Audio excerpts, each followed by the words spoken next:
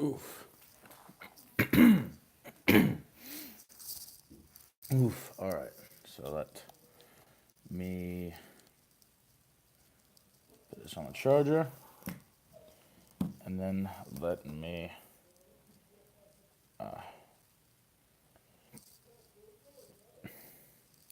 Hello, Super Flame Foe. Hold on. Let me just pop this.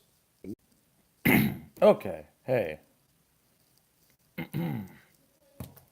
Okay, guys. I'm back. Sorry, I just had to pop the link in the official Discord. But yeah. So anyway. Yeah, it's time for me to review this. All right. You see this, everybody? Okay. Dragon Ball Super Broly. All right. Yeah, this thing right here. All right. I've seen the movie. Yeah. Oh, and is it fixed now? Is my camera working? Can you guys hear me? Is everything good now? Right? Let me know in the chat. But I wanted to do this in a stream format because this is going to be a lot longer than a normal video, and I felt that it would be a lot easier that way. Hello, Izem. It's a pleasure to see you. But and obviously, I'm rocking the orange hoodie again today.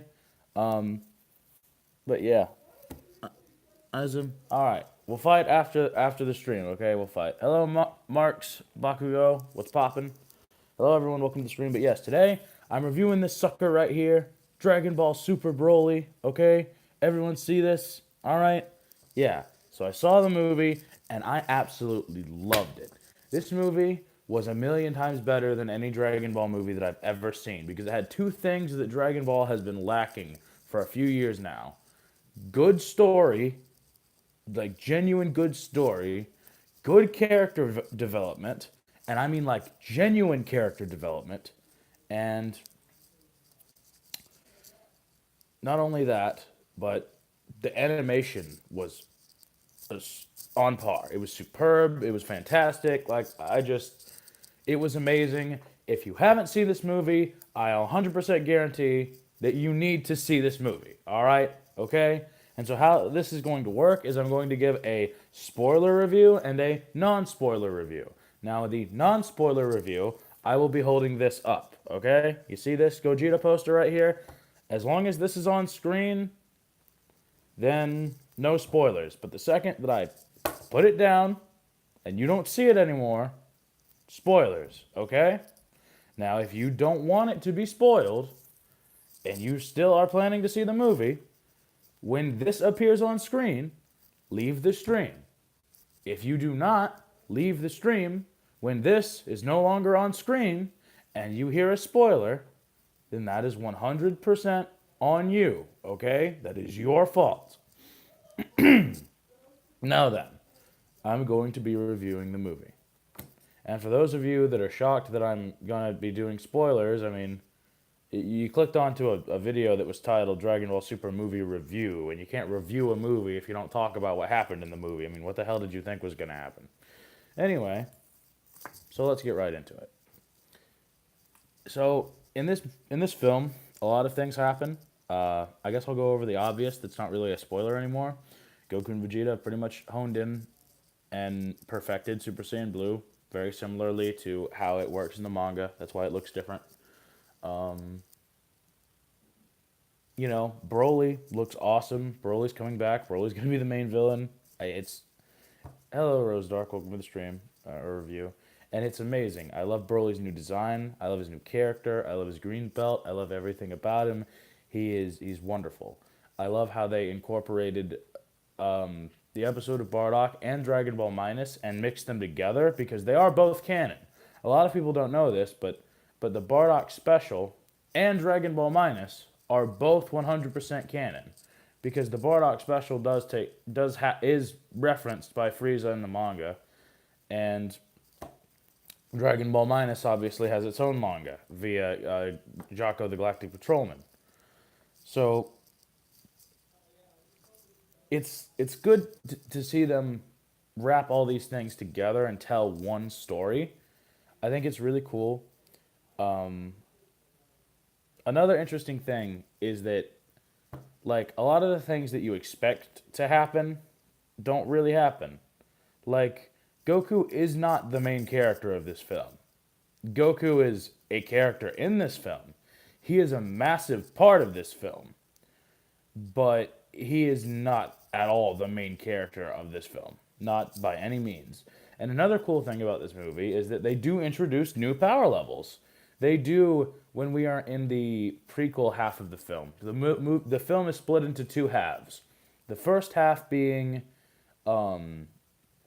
everything that happens in Dragon Ball Minus and that finally getting explained and it being part of Broly's backstory. And then the second half of the film is we time skip to present day, and then everything that transpires with Broly transpires. So I love that. I love how that works. I love how that is. I just love how the film works. And obviously, I am very excited to announce, that the canonization of some uncanny characters like Gogeta, Veku, Paragus, Broly. A lot of characters that were uncanon are now canon, thanks to this film. At least 4 off the top of my head. And that's I don't know how else to describe it other than incredible. It was wonderful all the way through, and I highly recommend this movie. And when I say highly, I mean I cannot recommend this film enough. Like this was different from Revival of F and Battle of Gods and every other Dragon Ball film ever made. This was the single greatest Dragon Ball film that has ever existed. This is fantastic. And if you haven't seen it, go see it. And if you miss it before it's in theaters, then buy the DVD when it comes out. And that's another thing, is that this was supposed to have a 3-hour runtime. It only had a runtime of 100 minutes when I saw it in theaters. The uncut version is going to be like 3 hours long. Like, a lot more is going to be in the film. There's going to be more. It'll be like adding another movie into it. And that's insane. That's awesome. I can't wait for that. Like, a lot of the flashbacks were cut out in this movie and just replaced with little brief images. And that's cool and interesting. But still, I cannot wait to see the full version. This is amazing. I'm so excited. This movie has gotten me so hyped. And I loved it, and I loved every second of it. And I think that's all that I can say without spoiling. Just, you have to see this film. I loved it, and I know that you'll love it. So, I'm putting the poster down, everybody. All right, it's spoiler time, okay? Warning, if you don't want the movie to be spoiled, then you should probably leave now, all right? Okay?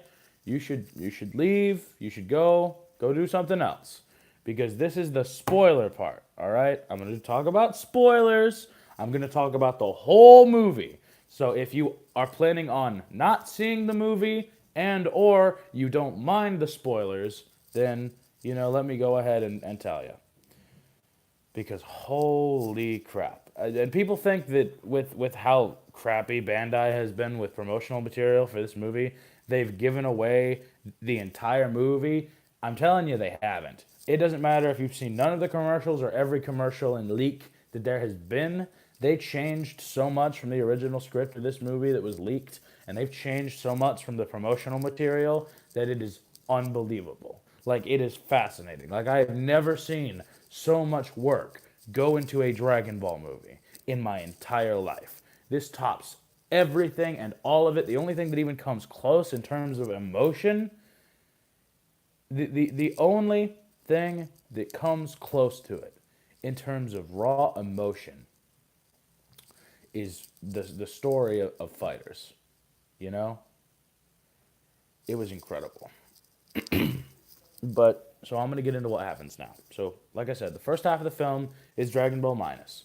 We find out that Saiyan children are actually put into these healing pods when they're first born in order for them to grow properly.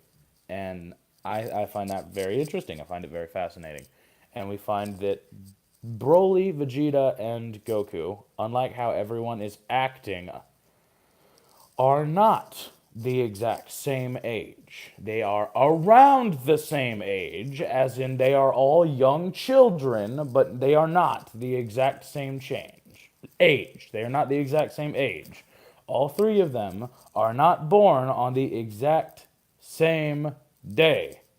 Okay? All right? Can we clarify that and get that out of the way?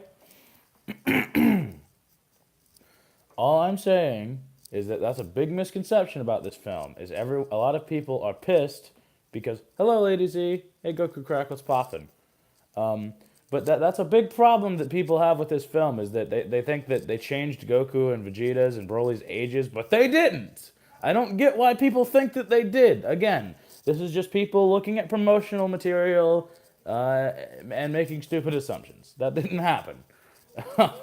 It's briefly mentioned for like half a second, and then they all go back to normal. Anyway, but yeah, in all seriousness, like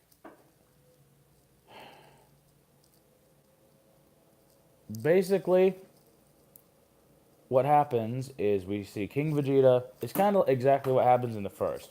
We see King Vegeta, right, and he goes up to Broly in his pod, and he's angry and jealous because his latent potential surpasses Vegeta's. So he exiles Broly to an off-planet world, and Paragus tries to stop him, but he's too late. So then he jumps out the window of Vegeta's palace and goes to try and rescue Broly. And they both end up on an unmarked planet, far off, far away from Planet Vegeta, closer to Earth, actually. And what ends up happening on this planet is that it is a war-torn world with all of these bug monsters, and Paragus steals a ship with this Saiyan named Beat.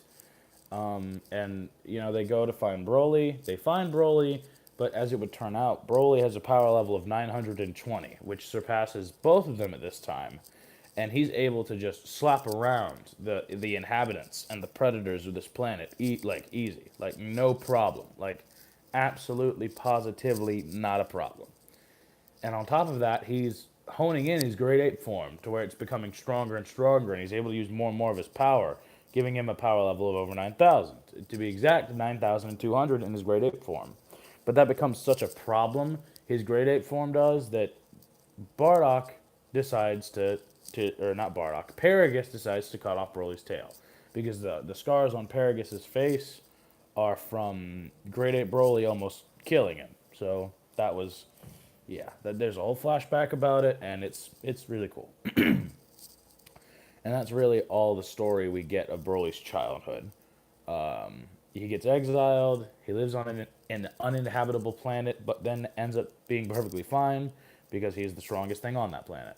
Oh, he also makes friends with this giant green Ragnarok wolf-looking creature. He names it Ba, because when it growls at him, that's the noise it makes. It goes, brrrr.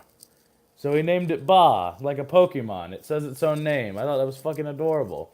And the belt that he wears, the green belt that he wears, like around his waist in the film, that's not actually just like a piece of cloth or a felt from an animal he's killed. That's Ba's ear. So the big green wolf that was his pet and his friend, who he trained with and he fed, Paragus didn't like him. So one day he cut his ear off. And then Ba didn't want to be Broly's friend anymore. And it's this really sad and emotional part of the film. But what Broly did was that he missed his friend so much that he took his ear and he turned it into a belt to always remember him by. So that green felt you see around him, and that green cloth, that green belt, whatever you want to call it, that's actually an ear of a giant beast named Ba, who has his own story. And I thought that was really cool. I thought that was really fascinating. And Ba himself is an amazingly designed creature. I absolutely loved how Toriyama continues to design newer and newer alien species, and they all look cool. And the bug monsters of this planet are basically just giant ladybugs, but really demented xenomorph-looking ladybugs. Like, they've got they just look gross and disgusting. Like you have to see them to understand them, which is why, again, I highly encourage you to go watch the film. But on the Vegeta half of... So, for the Vegeta backstory that we learn, essentially what happens is that we find out that Vegeta was off-world this entire time. He knows nothing about Planet Vegeta's explosion. All he knows is that it was hit by a meteorite. That's all he knows. That's all he cares to know. And Raditz is actually with him, with Kid Vegeta on an off-planet world during this time. And he presses the button on the side of his scouter, and he says that he received a message from his mother that Kakarot would be sent off-world to some place called Earth. But he didn't care because his brother was weak anyway. And then Vegeta said that he also, and then Nappa is there with them, by the way. And he mentions, oh, well, do either of you care about your brother? Or no, Raditz says that he doesn't care for his brother, and then Vegeta says, and then Nappa says to Vegeta, don't you have a brother as well? And then Vegeta mentions Tarble, and he goes, oh, yes. I wonder if Father had exiled him from the planet yet. Oh, well, I don't care if he survived the explosion or not. And so we find that Tarble is definitely canon, because he is mentioned and referenced by Vegeta, which is cool. A little nod to Yo Son Goku and his friends return. But on top of that,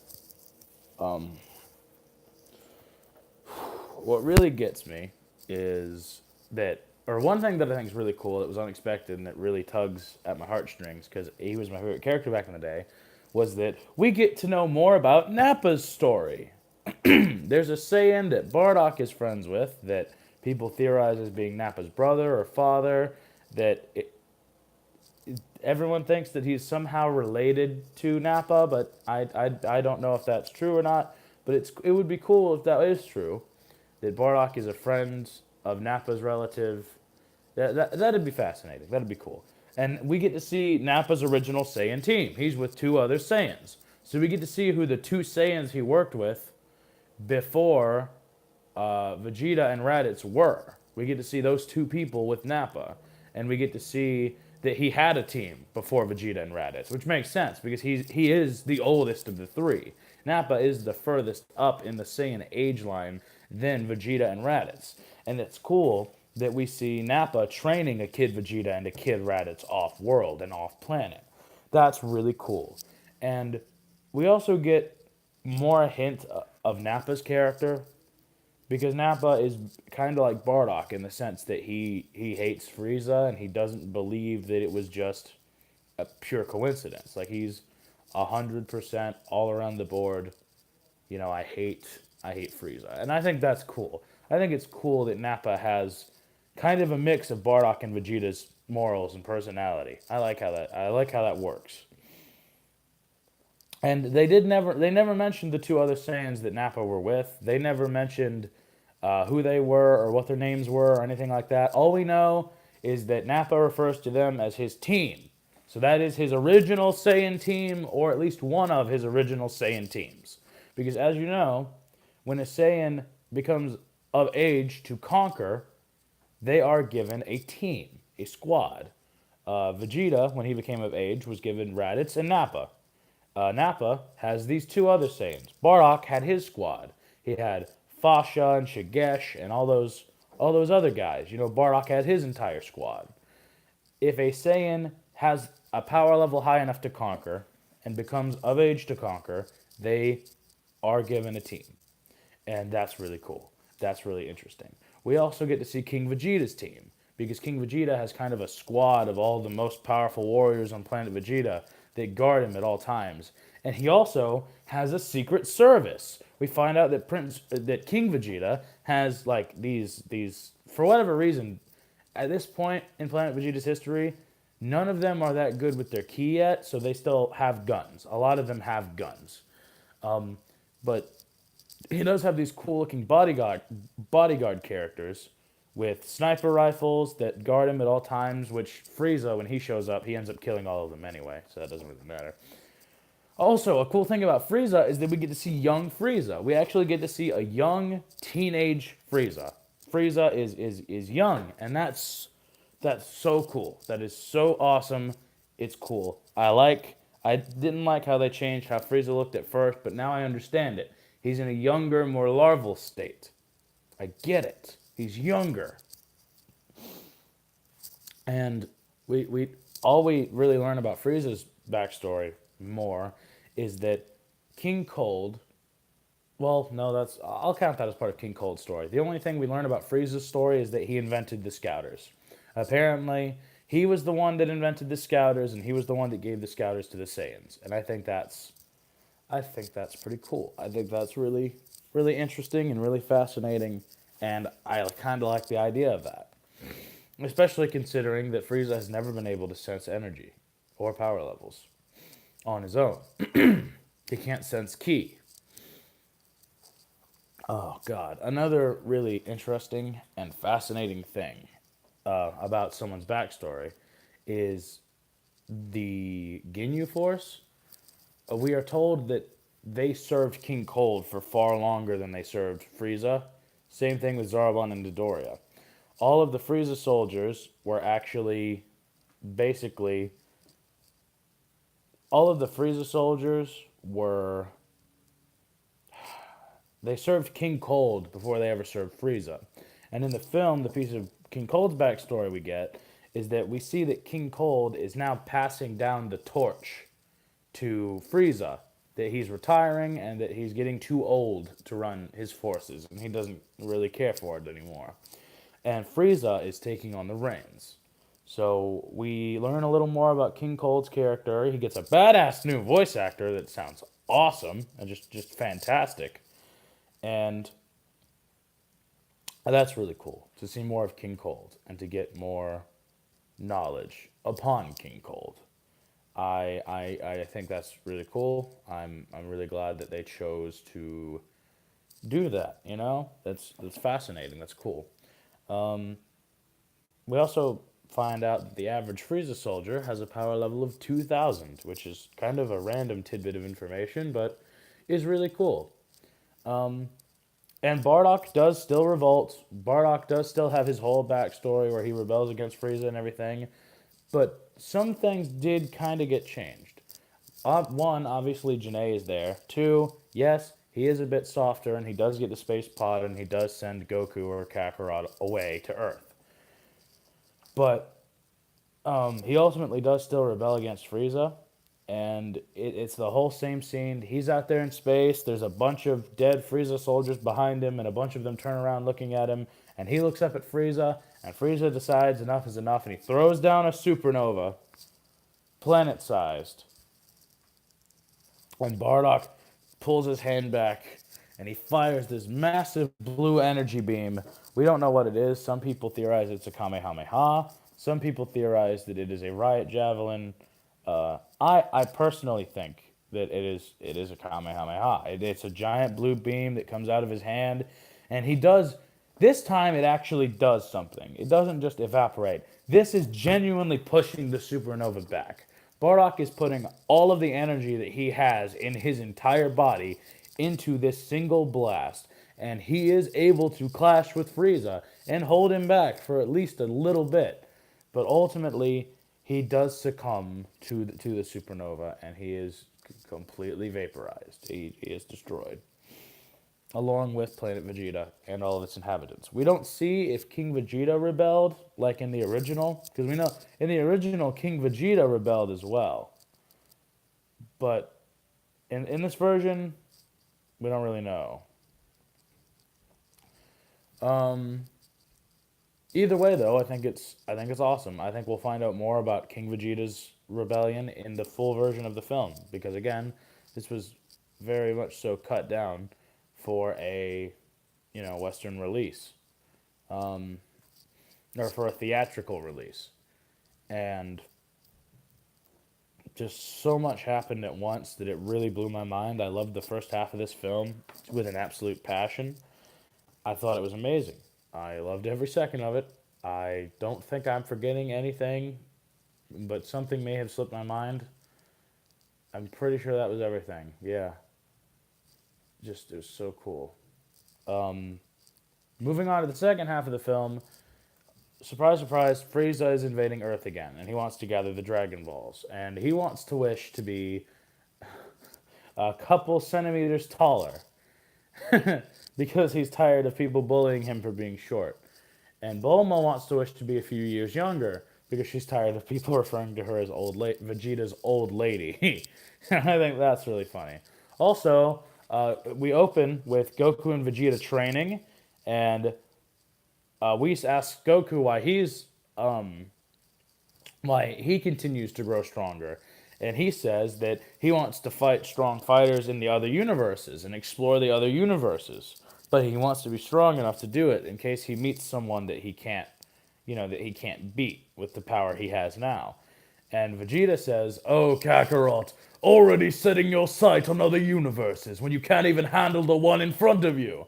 And then he says that Kakarot's this is really funny, but he goes, but then Goku looks at Vegeta and he says, "Well, what are you still training for, Vegeta?" And he goes, "I'm training to defeat Frieza, you dumbass, because you revived him."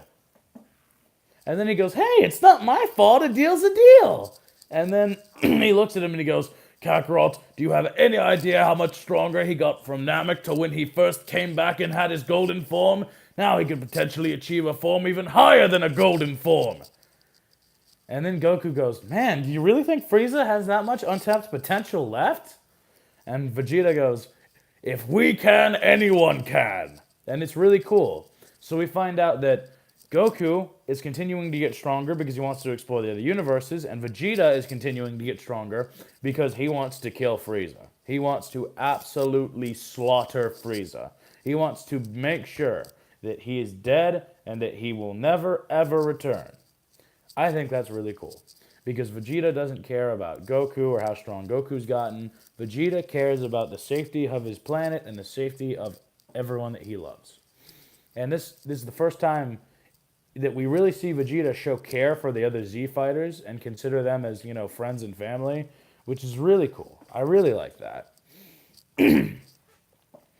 So anyway, yeah, they continue training. Frieza sends soldiers off, and finds Broly and Paragus on an unmarked planet. They bring him back to his ship. Paragus explains to Frieza Broly's never met people before, so to please excuse if he's being disrespectful. He has no idea how to talk to people. And Frieza does this. Paragus demonstrates Broly's power level, and what happens is they scan Broly and Paragus' power levels, and I believe Paragus has said 4,200, and then Broly's power level goes up to 100,000, and then the scouter stops working, which I think is really cool. I think that's awesome. I think that is incredible. Another thing that ends up happening is, Goku and Vegeta go out to the glacier because that's where the last Dragon Ball is hidden, and then finally, we get the interaction between Frieza, Goku, and Vegeta. Paragus says that he wants to be the one to kill Vegeta for exiling his son and destroying his life all those years ago. And Frieza says the same thing, but about Goku and the humiliation that he faced on Namek. So Frieza wants to kill Goku, and Paragus wants to kill Vegeta. And so in this movie, Broly doesn't hate Goku. He does not say the word Kakarot once the entire movie. He hates Vegeta. He goes after Vegeta. He can't stand Vegeta. And that makes perfect sense because the person that did all of that to him was King Vegeta. And Paragus would have taught him to hate King Vegeta and Vegeta. So that makes perfect sense. So the first fight is, and honestly Vegeta is kind of the main character throughout all this. Vegeta goes in and he just mops the floor with base Broly. He starts beating the crap out of him. Then they become kind of like equals for a little while. Then Vegeta goes Super Saiyan and starts slapping him around. And then Broly starts to power up. And then he starts to adapt. And he starts increasing his strength and fighting with Vegeta because he's been suppressing himself all this time. And finally, he goes Super Saiyan God and is just absolutely mopping the floor with Broly, slapping him up, down, to the side, every which way. And then Broly starts to transform. And that form you see where he has the yellow eyes and he gets all buff and big and tall, what he's doing is he's turning into a great ape without his tail. That's an interesting and fascinating ability that Broly has. He's able to increase his power with a higher multiplier than the great ape form, perfect it, perfectly control it, and not lose any speed. You know, he doesn't increase mass and he doesn't lose any speed, but he does gain all of the strength increase that it would give you. So Great Ape Broly is fighting Vegeta as a Super Saiyan God, and Vegeta kind of starts to lose because Broly's power is building and overflowing like in the original. And then at this point, Vegeta says, "Damn, I wasted too much stamina. I should have transformed from the start." And then Goku's like, "Let me step in." And so Goku steps in, he throws off his jacket, he does the little dance, and then he rushes at Broly, they punch. Goku absolutely gets his ass beat. He goes Super Saiyan, absolutely gets his ass beat, goes Super Saiyan God, and at this point, they're evenly matched. And then Goku does one of these and freezes Broly in place. He, time skips him, time stops him, and Broly's stuck. Goku's using his ki to hold Broly in place. And then he says, you don't have to fight just because they're telling you to. I've met a lot of bad guys in my day, Broly, and for some reason, I just feel like you're not a bad guy. And then Broly is kind of calm, and he just looks at Goku for a minute, and he looks like he's about to start crying. But then Paragus yells at him, and then Broly gets all outraged and angry again, and he punches Goku in the face as hard as he possibly can. And Goku just goes tumbling and flying away. And it's absolutely hilarious. But it's a really emotional moment, and then just to be interrupted so suddenly, it was very reminiscent of when Hulk punched Thor in Avengers. But then suddenly, Goku does go Super Saiyan Blue. But it is this perfected variant of Super Saiyan Blue. And he charges at Broly, and he fights and fights and fights, and Broly actually lifts up his hands and copies Frieza and throws a supernova down at Goku. But Goku, deflects it. And at one point, Broly reverses the whole aura thing and freezes Goku in place and then knocks him, uppercuts him. And then at another point, Goku has this red ball of energy that he, charges like this and then throws into Broly's chest. And it looks like a Rasengan. I was sitting there in the theater and I was like, did Goku just pull a Rasengan? What was that? But it was kind of like a condensed explosion. It was too big to be a normal ki blast, but whatever it was, it was awesome. But yeah. So then at one point, Goku does this weird, I think he attempts to do a Hakai, but he does this right in Broly's chest, and a big blue burst comes out the back end. And it was weird. I don't know what that was. It looked like Goku tried to use a Hakai but failed. And Broly staggers for a minute, but then he just goes right back to beating the crap out of him. And then, at one point, during Broly and Goku's fight, Frieza death beams Paragus, and Paragus dies. And Broly looks over at Paragus, and he starts screaming, and Frieza starts to pretend like Goku killed Paragus. He goes, "Oh, Broly, it's so terrible. Your father Paragus was killed by a stray ki blast." And then this enrages Broly and causes him to go Super Saiyan on top of his Great Ape form, which gives us this kind of dark yellow Super Saiyan form with all white eyes. And he goes and he punches Goku in the face as hard as he can, and Goku just absolutely goes flying and gets the absolute shit beat out of him. And then Vegeta goes into perfected Super Saiyan Blue and charges beside Goku, and then they start fighting him together. They're just punching and kicking, and at one point they do a Kamehameha. They do a Gallic Kamehameha. Vegeta does the Gallic gun, and Goku does the Kamehameha, and they both fire. And it just unleashes on Broly, and it was awesome. And they're just fighting Super Saiyan Broly with all their might, and they are just losing. They're just getting the shit beat out of them. And so finally, Goku grabs Vegeta. So Broly punches Vegeta in the face, and he gets knocked into Goku, and Goku grabs Vegeta's arm. When he does it, and the instant transmission's away. And as soon as the instant transmission's away, Broly throws a punch, but he misses Goku because he teleports away, and he hits Frieza in the face. And he just starts beating Frieza, and he starts punching him left and right, and he uppercuts him, and he slams him into the ground, because I'm pretty sure at this point he's figured out that Frieza was the one that killed Paragus. So he's just beating, in a Super Saiyan form, he's beating Frieza into the ground. Just absolutely just bam, bam, bam, bam, bam, bam. And so Goku and Vegeta both, they go and they instant transition to Piccolo, and he's like, Piccolo, what do we do? And then Piccolo goes, well, I think your best bet is to use the fusion technique. And so they do. First time they fail it, and they make Veku, the fat Gogeta failure. Then they do it, they wait 30 minutes, and they do it again, and they make what they call Gokujo, which is the skinny, the skinny form. They call it Gokuja, and it's the skinny Veku form. And then they fuse into Gogeta perfectly. And he stands up and he looks at Piccolo and he goes, man, I gotta think of a name. Vegito's already taken, so how about Gogeta?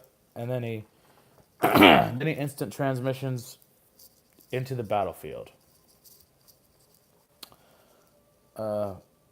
So what he does then is that he looks around and he spots Broly, and he goes to fight Broly in his base form. And then Broly just kind of like flicks him away like it's no big deal. And also, while they were in the process of fusing, Frieza turned golden and tried to fight Broly, but just got his ass kicked. And then we stepped in to hold Broly off so Goku and Vegeta could fuse. And Broly put in a pretty damn good fight against Whis. Like it looks very similar to the fight that Beerus and Whis had in one of the earlier seasons of Dragon Ball Super, when Beerus got all mad and he started throwing punches at Whis, and then Whis chopped him on the back of the neck. Except he didn't want to chop Broly on the back of the neck. He was curious about his power. He was like, he could potentially be stronger than Lord Beerus. And Goku says the same thing before they fuse. He goes, man, Broly could be way stronger than Lord Beerus. And I think that's really cool. I think that confirms it right there. But another fascinating thing that happens is what happens is we see Goku and we see Vegeta in this Gogeta state, and they go Super Saiyan, and they fight Broly as a Super Saiyan, and it's close. Broly, in his Super Saiyan state, is equally matched to this Super Saiyan fusion. And then Gogeta goes blue, Broly gets slapped around for a second, and then he goes legendary Super Saiyan. And what happens is they touch fists. And remember in Battle of Gods how they said that if Goku and Vegeta kept fighting that they'd rip the universe apart? Well, Gogeta and Broly actually rip the universe apart. Like there's a massive crack in the universe and it just rips in half. And then they start ripping holes in the dimensions and breaking dimensions and shattering timelines. And they're ripping apart all of time and space. And Gogeta's trying to stop Broly because it's like catastrophic. And Broly just doesn't care. He's just powering up and smashing things, and the universe is literally shattering around them like glass. And it looks so beautiful, and it's so amazing. And in that moment, you just have to think to yourself, man, are Gogeta and Broly sixth dimensional? Like what the hell? And they're reality warpers. Like it's crazy. So then finally, Gogeta knocks Broly out of the time rift, and he throws, his new attack, the godly display or whatever. Then he throws a Stardust Breaker, or a Soul Punisher, as it's called, at Broly, and it goes through him, and it blasts him backward, and then he roars, and then Gogeta charges a Kamehameha. Well, he says Kamehameha, but it looks more like a Big Bang Kamehameha, and then he blasts Broly. But then just before Broly's killed, they wish on the Dragon Balls for him to go back to his home planet, and he does. He's sent back there where he is safe, the planet where Ba is on, and this was wished for by Chile, and an elderly Frieza soldier. I think his name was Lemay, or Lime something. But they were They were Broly's friends, and they cared about him, and they went back to the planet to that planet with him to be with him and to hang out with Broly, because they genuinely cared about him and loved him. They were his friends, and so Broly smiled and he hung out with them, and he was perfectly happy. And then what happens is they make a new life. They build a house and they make food and everything on the planet. It's not really a house; it's more like a cave with furniture.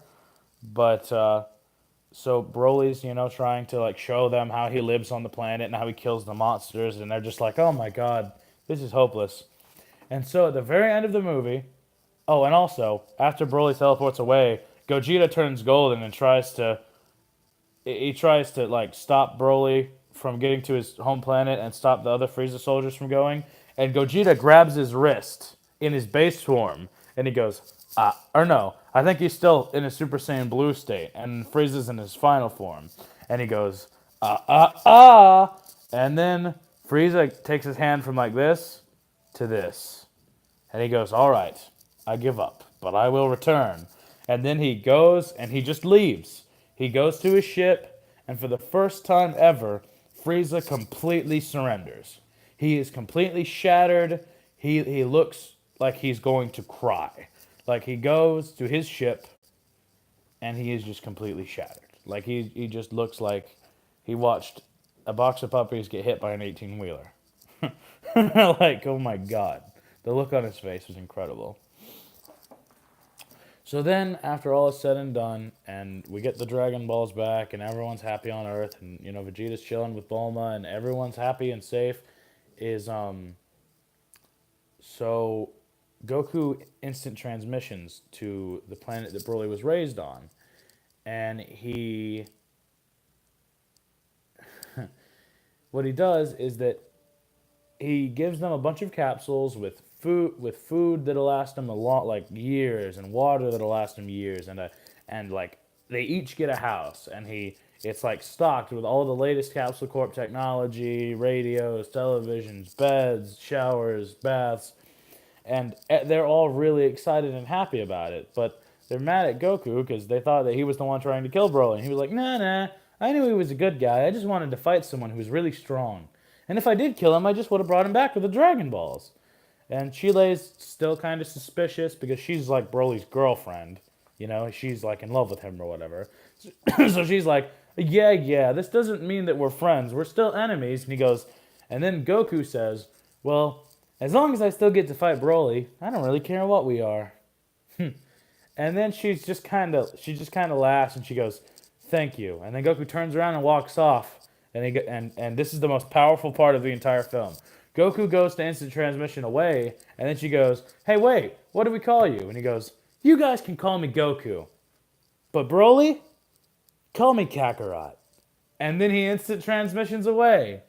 And it was the coolest thing ever. Goku looked at Broly and told him to call him Kakarot. Like, Goku is just fully in acceptance of his Saiyan name and his Saiyan heritage, and he accepts who he is. And all of the things that everyone said would never happen in Dragon Ball. They said Broly would never come back. They said Broly would never be as stronger than Beerus. They said Broly would never be a Z fighter. All of that has changed. Broly is stronger than Beerus. Broly is in Dragon Ball Super. Broly is canon. Broly is a Z fighter. Broly is Goku's friend. And it's so cool because you get to see this traumatized, PTSD-ridden, night terror-having side of Broly that just makes you feel so sorry and connect with him. And you realize that it's all things that were there in the original. It's just that we were all so quick to judge Broly because his backstory sounded a little stupid that we never realized how human he truly was. Broly was never the bad guy. Paragus was. And this movie makes that very clear. Broly was just being used and he didn't know any better. But now he does. And now he's a great guy. So thank you all so much for watching. That's my movie review. And honestly, I loved this movie. But I have one major complaint, all right? So you're telling me that the entire time that Broly was ripping the planet apart, no one noticed but Goku, Vegeta, and Piccolo? Like, Gohan, Goten, and Trunks, Krillin, Tien, Yamcha, none of them noticed. None of them even bothered to show up. Now, granted, I know that the subject is going to be touched upon in the full release of the film. I'm just saying. I'm a little upset that they weren't mentioned at all, like the whole movie. You know, because they totally would have felt that energy arrive on Earth. Because Broly doesn't have God Ki, he has normal Ki. Which is a whole other question. How can Broly sense God Ki? But we'll get into that later. My point being, well, I'm not really sure what my point is here, but my point is that the movie is going to be a lot better when we get the full 3-hour release, if Toriyama wants to release the film uncut. I hope he does. I'll be really excited to see it. But yes, that is my review of the Broly movie. As it is right now, I give it a 9 out of 10. I think it's the best Dragon Ball film that's ever been created because it isn't just about cool fights or a new transformation. It's about, love and the pursuit of happiness and freedom from oppression. And it tells a beautiful story. It tells a beautiful story of love, loss, kindness, hatred, and it just tells this beautiful story that anyone can follow. Even non-Dragon Ball fans went and watched this film with me, and they came out as livid Dragon Ball fans. And it's so beautiful. This movie is fantastic. I think it's great on its own as a film. And I think anyone who tells you otherwise, especially Young Defiant, who probably didn't even watch the fucking movie, is wrong. And I hope you guys enjoyed this review, and I still highly recommend that you go see the Broly movie. And if you've already seen it, buy the DVD full release when it comes out for that uncut stuff, for all the stuff we missed.